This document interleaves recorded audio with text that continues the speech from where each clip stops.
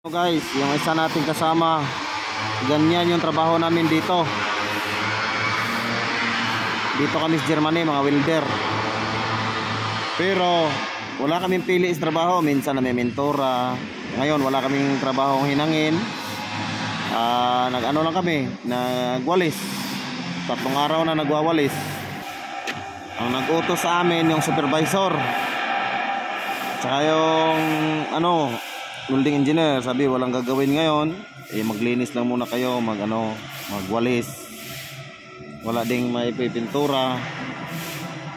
Wala, basta magwalis na lang kami. Ako, ang trabaho ko tagapulot ng mga tornilyo. Yun. At least guys, yung sahod namin guys, hindi mabawasan. Pareho lang. 8 oras ng trabaho namin dito. Pag may maraming trabaho, pina-overtime kami. Ayan yung isa namin kasama, oh. Ayan. Wawalis.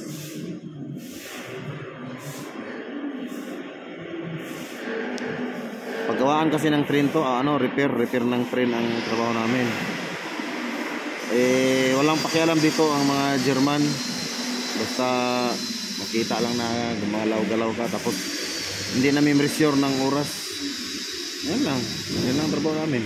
Pag wala kaming gagawing hinang, magwalis lang kami. Yan.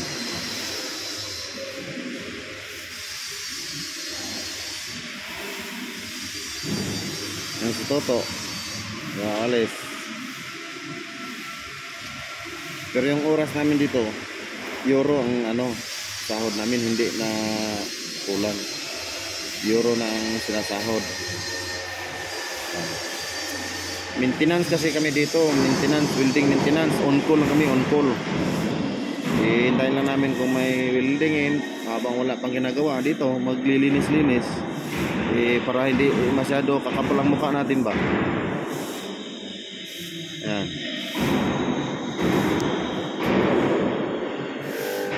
Sakay. Yung isa namin kasama andun sa kabila, nag-helper din. Walang problema ganitong trabaho. At least na sahod mo sa pinirmahan ng kontrata, ganun lang, hindi binabawasan. Mas maganda pandagdagan. Diba? Shout out pala sa mga subscriber natin dyan, mga idol.